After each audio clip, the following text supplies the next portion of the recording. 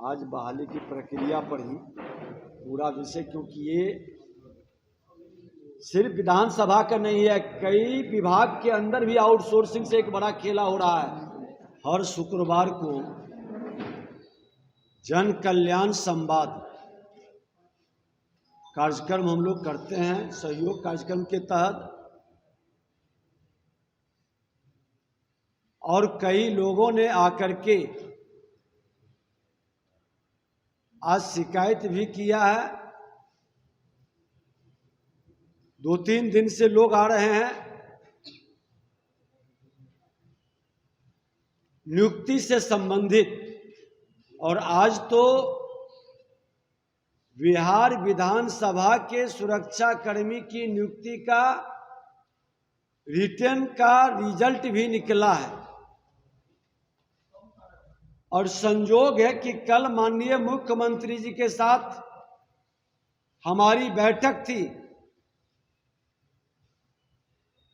मुख्य सूचना आयुक्त के संदर्भ चयन के संदर्भ में, और हमने कल उनसे आग्रह किया था कि बिहार विधानसभा विधान परिषद के तहत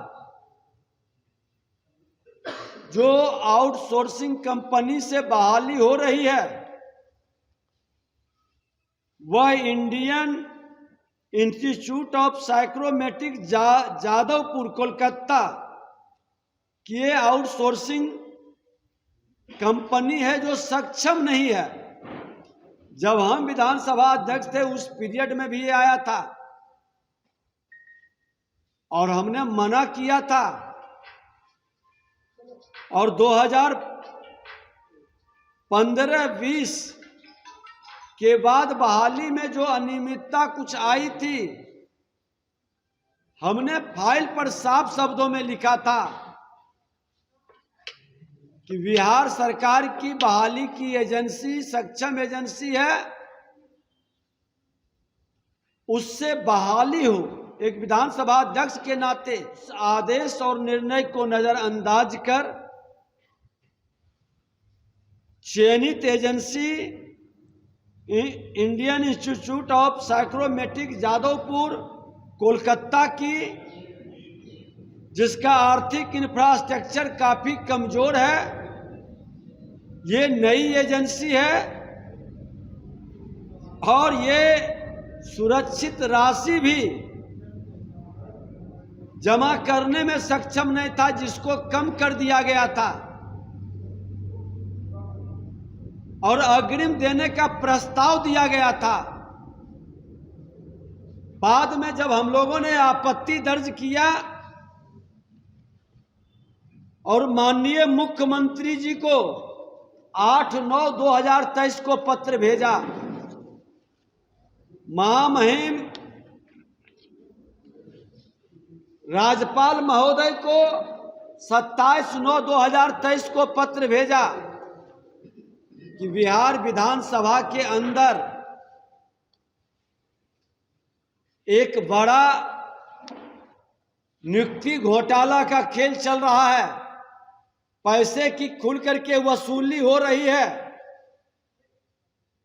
और सुरक्षा प्रहरी परीक्षा में किसी भी केंद्र पर बायोमेट्रिक सिस्टम काम नहीं कर रहा था, उसको लेके हंगामा हुआ। परीक्षा किसने दिया यह स्पष्ट नहीं हो सका, लोगों ने आकर के शिकायत भी किया था। और इस तरह के एक और जानकारी दे दूं कि 2000-2005 की अवधि में बहाली जो हुई थी उसकी निगरानी जांच चल रही है। 40 लोग चार्जशीटेड इसमें हैं और उस पर भी कार्रवाई को रोका गया है। जब एक बार इस पर इस तरह के मामला आया तो बार बार आप आउटसोर्सिंग एजेंसी से बहाली क्यों करा रहे हैं, जब यहां बीपीएससी है, कर्मचारी चयन आयोग है, सिपाही भर्ती का भी अलग अलग कई एजेंसी सरकार की है, आप उसके माध्यम से क्यों नहीं कर रहे। और इस तरह के जो खेला खेला जा रहा है, उस खेला में पैसे की खुलकर उगाही, भाई भतीजावाद, जो रिजल्ट निकला है इसका न्यायिक जांच उस तरीके करवावे। पहले की भी बहाली में जो लोग यहाँ काम कर रहे हैं और चयन समिति में वही लोग मौजूद हैं, और अपने लोगों को लाने के लिए और बाहर के लोगों से वसूली करने के लिए इनका उपयोग हो रहा है। तत्कालिक एक और घटना घटित हुआ है कि अभी वर्तमान सचिव के पहले जो सचिव थे, वो बहाली की प्रक्रिया पर एतराज जताए। फाइल में उन्होंने लिखा है, आनन फानन में उस सचिव का यहां से ट्रांसफर कर दिया गया और नए सचिव को पूरी जानकारी नहीं, और ये खेला बड़ी ही स्पीडली तैयार किया गया है। कितने लोग का कितने पद चाहिए, उससे ज्यादा लोगों की बहाली है। हमेशा पद सृजन करके 200 नए पद फिर मांगने लाया गया, और ये पूरी प्रक्रिया विधानमंडल के अंदर जो किया जा रहा है, ये कहीं न कहीं विधानमंडल की गरिमा को गिराई जा रही है।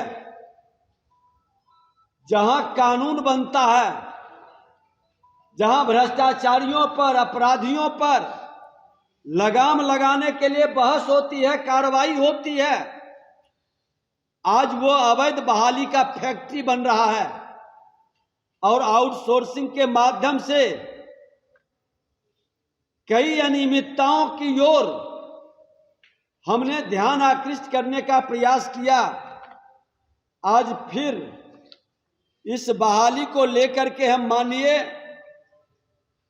मुख्यमंत्री जी को पत्र लिख रहे हैं, भेज रहे हैं कि आप इस पर लगाम लगाइए और इसकी न्यायिक जांच कराइए।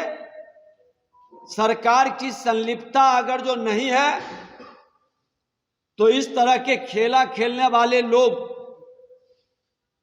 के चेहरे से नकाब हटना चाहिए